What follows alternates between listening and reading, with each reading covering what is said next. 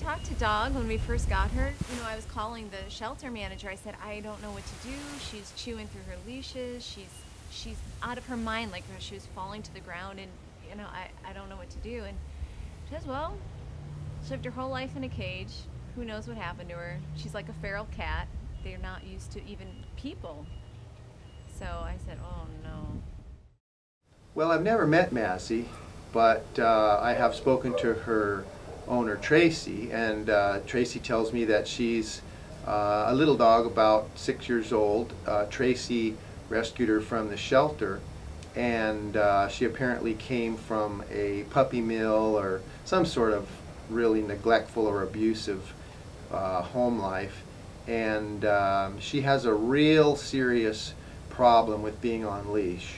She just has no capacity to accept anything around her neck and goes completely nuts when you try to leash her. 7-8 weeks ago. Oh, so you just adopted her? We haven't adopted her yet. We're fostering her through Dog. Oh, good. But we'd love to adopt her if we can get her on a leash. Solve this problem. Oh, good. Well, let's work on it right now. Okay, sounds good. There she is. Tracy, how do you normally get her out? My husband would generally go on one side, I go on the other, and then I just lift her up. Come on, babe. Good. Good. No. No, no, no, no, no, no, no. That's not necessary. That's not, oh, not necessary.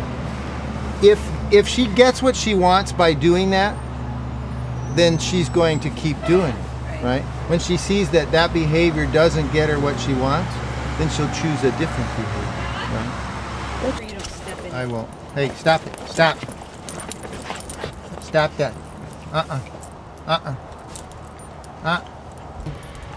Good girl. Good. Stay right there. That's Oh, jeez. You little monster. Get in there. You're a little monster, girl. Tracy said that she was surprised to see how I put her in and out and in and out of the car, and that's because when Tracy was doing it, and of course she wanted to minimize the difficulty for Mazzy, so she would get her out of the car, and then it might be a week before she was back in the car again. But what I want to do is push a bunch of experience together so that Mazzy can make a lot of headway in a short period, and so she can actually see what's going on. So I put Mazzy in on my schedule, I would take her out on my schedule, and in and out and in and out, and she started to be able to predict what was going to happen, because it wasn't a whole week since the last time she did it. And so as she got to be able to predict it, she became calmer. She could see clearly that I was the master in the situation. Now that she's doing it on her own, I'm going to just let her direct it a little bit, right? So I'm just kind of encouraging her and just kind of letting her do it. Good girl. So I'm adding less and less control as she starts to become more and more cooperative, right? In you go, babe. So Tracy, what I want you to do is try to do it exactly like I've done it.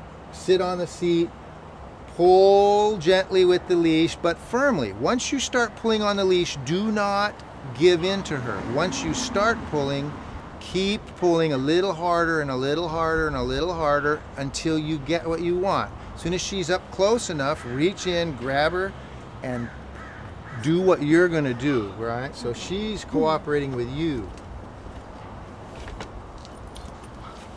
This should only take about 4 seconds for you to get her out of there. Mazzy, come. Pull gently. Come. There you go. Good girl. Good girl. Hey. Get her out. Very good. Acknowledge her. She's never kissed me before. There's a new discipline around getting out of the car. This is just how we do it, right? This is how we do it. Now let's go learn to walk on a leash. Let's go in the backyard and learn how to walk on a leash.